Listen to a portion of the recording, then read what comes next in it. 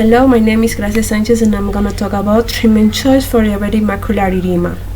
First, definition. It is a retinal thickening within one disc in the center of the macula or had exudates in this region. How it happens? It caused by prolonged periods of hyperglycemia lead to reduced perfusion of the inner retina to decrease retinal oxygen pressure causing dilation, which leads to increased hydrostatic and intravascular pressure in the intraretinal capillaries, and vascular permeability resulting in a flow of water, ions, and macromolecules from the intravascular space to extravascular space.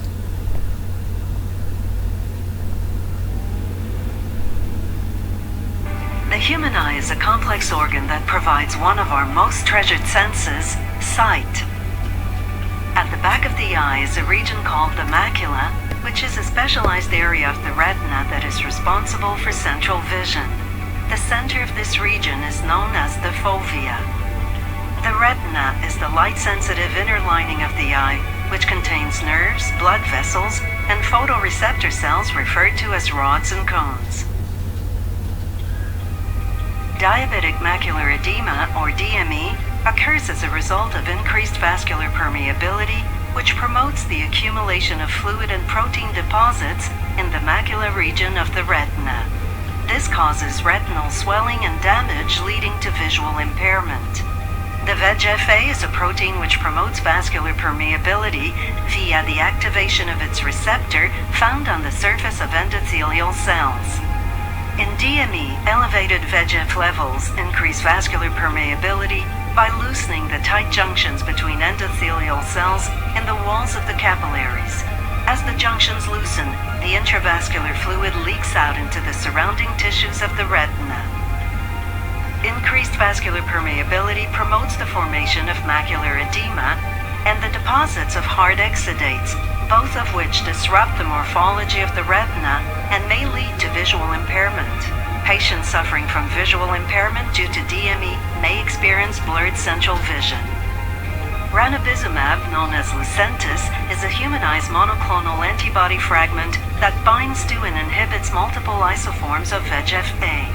Inhibition of VEGF-A signaling strengthens tight junctions, which reduce vascular leakage. A decrease in vascular permeability diminishes the formation of macular edema, which can lead to visual impairment and diabetes. Treatment of macular edema may alleviate the visual impairment associated with DME.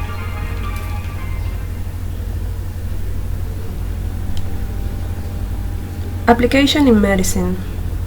Laser therapy.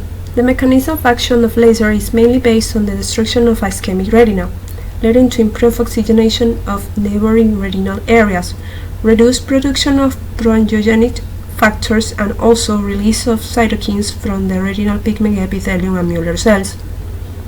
Steroids produce an anti-inflammatory effect through various mechanisms, including the decrease in the synthesis of inflammatory mediators as well as the decrease in VEGF synthesis.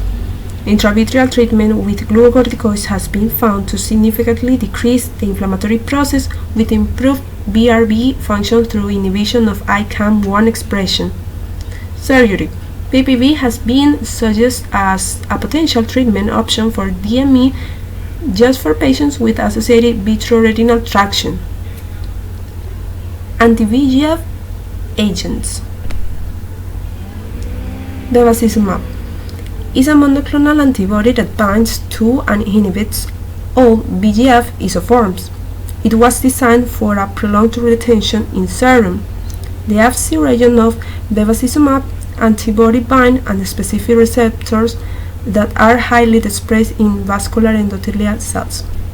The molecule is thereby protected from proteolytic catabolism and recycled systematically. Ranibizumab is a recombinant humanized fragment of a monoclonal antibody, which binds and inactivates all isoforms of VEGF-A. The intravitreal injection has been shown to be beneficial and relatively safe for the treatment of DME in several randomized clinical trials.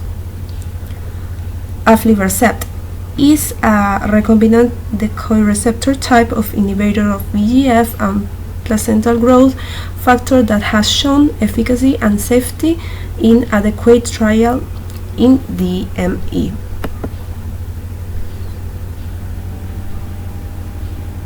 To prepare for your medication injection, your ophthalmologist will clean your eye to prevent infection and numb your eye with anesthesia to reduce discomfort during the injection.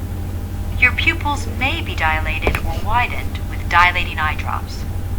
The anti-VEGF medication is injected into the vitreous or jelly-like substance in the center of the eye.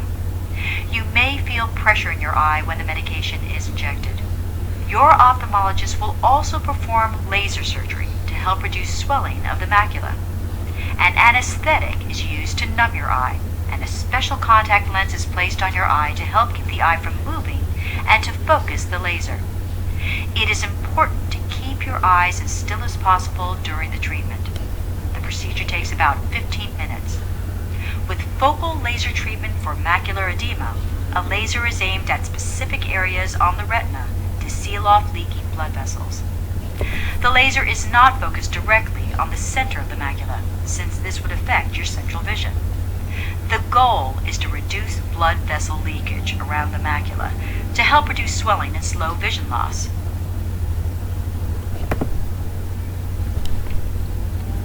Pros and cons. Pros: vision recovery, and with surgery the use of intraocular medicine is avoided. Cons: treatment with anti-VEGF agents may not work. Constant discomfort from the application of injections. Must have strict control of diabetes treatment. With surgery, the elimination of inflammatory particles that could increase vessel permeability.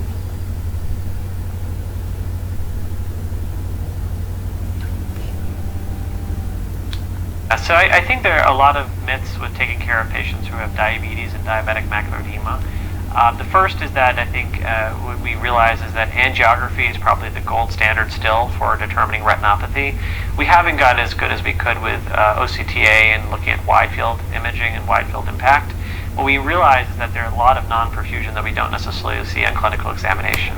And that non-perfusion can also mask neovascularization. So I think the first myth is that ultra-wide field imaging can be really quite helpful at looking at patients, and just don't discount the patient because they have no evidence of proliferative disease. The second is that we see that persistent fluid in patients with DME, and whether that early treatment in those patients really makes a difference. The Protocol B study came out recently and showed that even patients with good vision, 20/25 or even better, that there was no impact on the final visual outcome by treating patients early versus waiting for them to decline and then treating them. So I think the thing to think about there is, and again, anatomy doesn't always correlate with the vision in those patients, and certainly didn't have an impact on that. And the last piece is just around the surveillance of patients and the treatment of retinopathy. We see patients who have a nice impact as far as retinopathy improvements, though I don't think it's hit clinical practices right now. I think there's a lot of barriers to treating retinopathy in current clinical practice. More research needs to be done to help alleviate those barriers so our patients can get treated for retinopathy over time.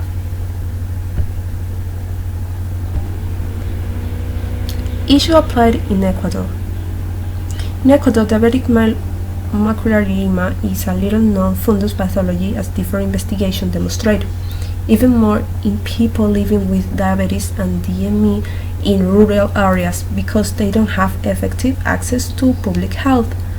Compilation shows that women suffer more than men, and ethnicity doesn't influence the risk of suffering the disease. Conclusion: this disease is a retinal thickening within one disc in the center of the macula caused by prolonged periods of hyperglycemia. Currently, there are some therapies from corticosteroids to surgery. However, a method has not yet been discovered that gives us a benefit of 100% without risk to not having improvements and going through an uncomfortable process without a positive result. Now, you may not know this, but diabetes is actually the #1 cause of blindness in the U.S., and until recently, there was no way to reverse it. But a fairly new drug recently approved by the FDA is changing that. Eyewitness News reporter Jeremy Baker tells us about this breakthrough treatment. It was one of those, well, you don't believe it kind of things because you don't really have any symptoms. Sonny Groves is a portrait photographer. 20 years ago, he found out he had diabetes. As the disease progressed, I had the problems like neuropathy in your hands and feet. His vision also started to go. That's when he was referred to the Medical Center Ophthalmology Associates. Like better control of your blood sugar, will be able to better control the back of your eye. Dr. Singer actually was the first one to notice that I was having a problem because he saw little tiny bleeders in my retina. When tissues are deprived of oxygen, they scream for help. They send out a signal called VEGF. The VEGF sends new blood vessels to help the tissues, but that's not a good thing. So instead of being helpful, they're actually harmful and cause swelling in the center part of your vision. This is what the center vision is supposed to look like. It's supposed to not be swollen. This is all swollen and no longer has that nice contour. In comes Lucentis. But this is the first time the FDA has approved a drug like this to reverse the disease. That disease is called Diabetic Macular Edema. Lucentis is a shot given in the white of the eye after it's numbed. The process takes literally about 2 seconds, and the results can be seen as early as 3 days. The swelling that causes all of that, it stopped. They go from a situation where they're not seeing as well to actually improving their vision and increasing activities that they're able to do in their daily life. Especially being a photographer. It was like, uh-oh, here I am, not ready to stop doing this. But now thanks to Lucentis, This is before and this is after. he doesn't have to stop. Jeremy Baker, Ken 5, Eyewitness News.